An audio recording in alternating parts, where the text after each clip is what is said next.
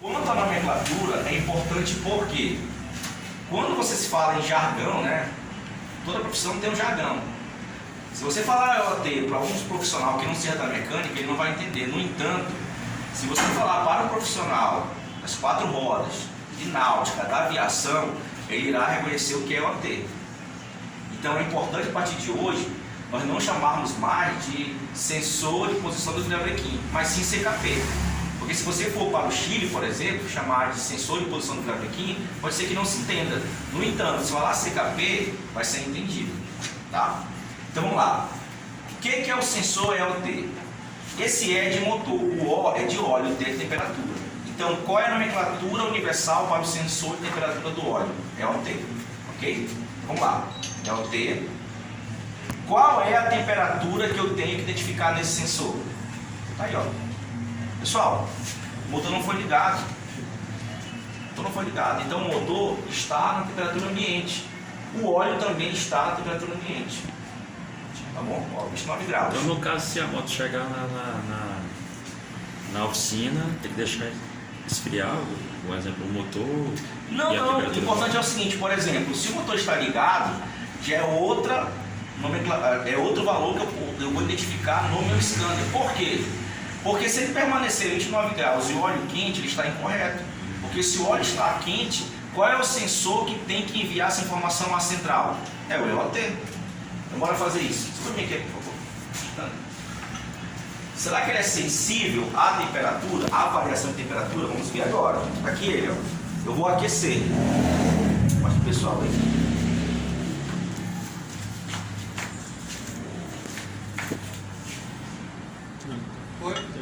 Foi? Tá aí, pessoal. Olha como ele é o quanto ele é sensível à temperatura. Professor, Oi. ele produz a sua própria voltagem? Não. Não? É queda de tensão. Tá? Olha aí, ó. Então ele recebe 5 também. Isso. Isso mesmo. Subindo. Tá aí, pessoal. Pra cá. Mostra pra cá. 56 graus. Agora, alguém traz pra mim ali um copo de coca gelada, por favor. Ainda bem que não é uma sala aquecendo, que tinha visto Pessoal, ele aquecer, isso é um teste? que É um derrete, na teste. verdade. Se você induz uma temperatura ao sensor e ele não mostra essa variação de temperatura, é porque ele está travado ou então está descalibrado. Lembrando, há muito sensor EOT por aí que está fora de padrão, porém não indica falha na injeção, na lâmpada de injeção. Por quê? Quais são as situações que eu apresento falha no sensor EOT? Observado no painel, são duas: curto-circuito, circuito aberto. Se ele estiver dando uma informação errada, a central não reconhece como defeito. Para a central, defeito é circuito aberto e curto-circuito. Vamos lá. Será que ele... Vamos lá, vai. Ó. Curto-circuito e circuito aberto. Tá aí, pessoal. Ó. Olha como ele é rápido. Ó. 30, ó, 24 graus, 23, 22, 21. O que acontece é a central perceber que o óleo está frio. Ela aumenta o TI ou diminui? Aumenta. Então, nesse momento, o que eu vou fazer com vocês? Eu vou aquecer o sensor e eu vou esfriar o sensor. Vocês vão ver o tempo de injeção sendo modificado. Coloque o tempo de injeção aí agora, por favor. Coloca aí, tempo de injeção. Manipular a temperatura do EOT para identificar o comportamento do tempo de injeção, que é o TI. Então, toda vez que a central percebe que a temperatura do óleo está baixa, automaticamente ela aumenta o tempo de injeção, que é o nosso afogador, tá bom? Vou ligar novamente a bomba, né? Aqui é A, B, A. É Honda, H.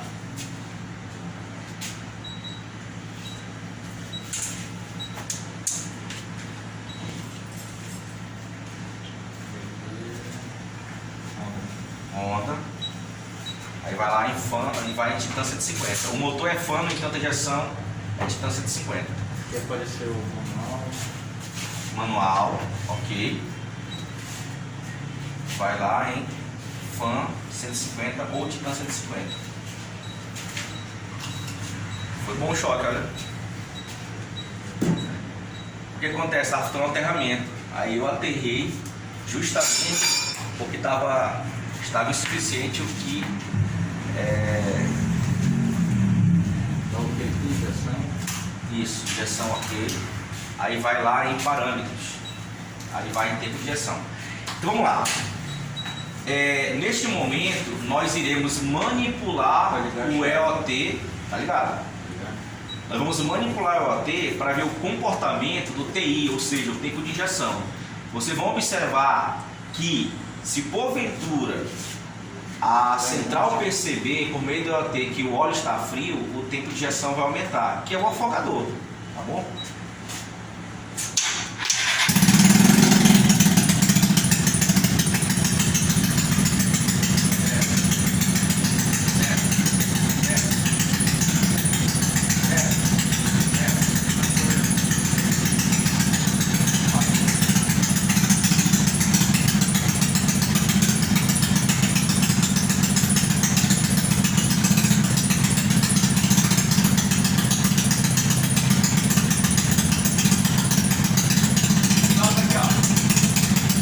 Por que o tempo de injeção está altíssimo? Porque o sensor está frio. Agora, eu vou aquecer o sensor.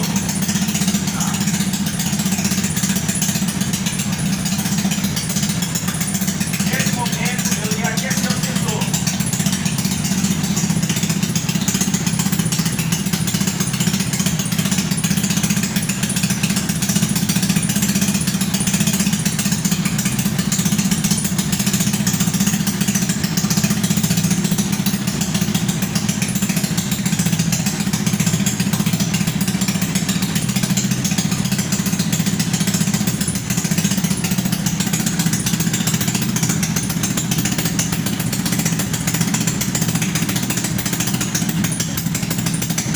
Olha, pessoal, baixou.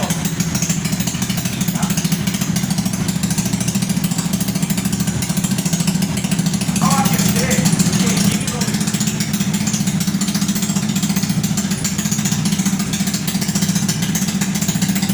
Tá?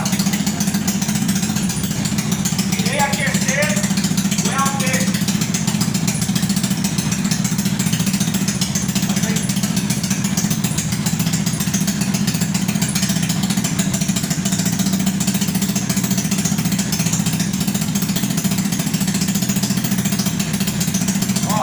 Observem que agora eu estou abaixo de 6,5. Olha só, estou chegando em 5 milissegundos.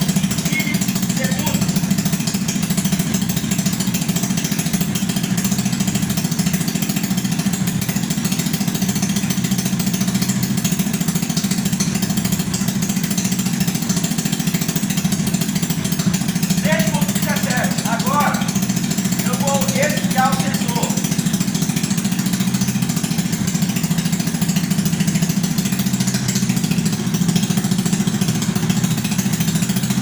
Observe que agora ele tem que ver o tempo de injeção aumentando.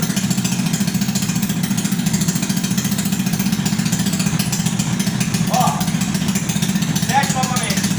Tá? Pessoal, recapitulando. Quando eu diminuir a temperatura do sensor EOT, o que a central percebeu? Eu devo ligar o afogador. Para isso, eu aumento o tempo de injeção. Ao perceber que o EOT aqueceu, ela não precisa mais injetar uma mistura rica. Então, quando a temperatura se elevou, o TI diminuiu. Então, temperatura mais alta ficou 6 milissegundos. Mais baixa temperatura, ou seja, frio, 7 milissegundos. Ou seja, muitas das vezes o consumo superior da sua motocicleta está relacionado ao sensor EOT. A dificuldade na partida está relacionada ao sensor EOT também. Então, por meio do scanner, eu comparo a temperatura atual com o valor percebido pela central. Então, por exemplo, se o teu motor está aproximadamente a 100 graus, nesse caso o óleo, você tem que conferir 100 graus também no scanner. Se está a temperatura ambiente, o motor estava desligado, a temperatura que você tem que observar no scanner também é a temperatura ambiente. É assim que você verifica o sinal do sensor EOT.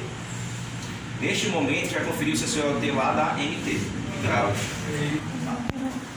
E não se deu código de falha. Por quê? Ele está em curto? Não está. Ele está aberto? Não está. Pessoal, enquanto a central observar que teve queda de tensão no sensor, ela não vai indicar código de falha. Ela não irá entrar no modo de segurança. Ou seja, é só por meio do scanner que eu vou ter a real leitura do componente. Não espere acender o código 7 relacionado a EOT. Não espere. Só vai acender em caso de curto-circuito ou circuito aberto. Ou seja, a central está recebendo esse valor numa boa. Ela está calculando o seu TI numa boa, em cima desse valor aqui. Entendeu? Pessoal, resumindo, apesar de não acender código de falha, quando você passa o scanner e encontrar uma moto assim, você achou o defeito. É o jeito mais fácil do mundo, porque você passou o scanner em 1 minuto você achou o defeito da moto. Entendeu? Então isso aqui vai interferir no tempo de injeção. É aquela moto que fica oscilando a marcha lenta, é aquela moto que o consumo está alterado. Para ter uma ideia, até a temperatura também pode influenciar. Tá? Então, temperatura do motor. Porque se a mistura estiver pobre, o motor aquece. Então, se aqui está indicando uma mistura, uma temperatura baixa, o injetor ele vai fazer o quê? Ele vai enriquecer. Se está indicando uma mistura muito alta, aliás, uma temperatura muito alta, o tempo de injeção vai diminuir. E isso vai aquecer o motor ainda mais. Aqui é aplicado numa temperatura que não está na local aqui, né? Com certeza. Tá? Você falou em Venezuela? Falou em Venezuela, né? Pessoal, então olha só. Ele falou em Venezuela, né? Por que o sensor está ruim? Vai ser Porque essa temperatura não condiz com a situação atual dele. Então esse sensor está na temperatura ambiente, porém observe uma temperatura altíssima. Então a queda de tensão dele é uma queda de tensão incorreta. No entanto, enquanto a central perceber que houve uma queda de tensão, ela vai aceitar. Ela só vai indicar defeito na lâmpada de injeção, na 1000, no momento que ela manda 5 volts não retorna, ou então manda 5 volts e não houve queda. Então somente em curto-circuito ou circuito aberto. É nessa varredura do scanner que você pode achar o problema da motocicleta. Entendeu? Então nem toda vez o problema da motocicleta é bomba, é injetor. Não, pode ser IAT, pode ser TPS, pode ser a sonda lambda, graus, pode ser temperatura. 100. Tá bom? Dúvidas? Claro.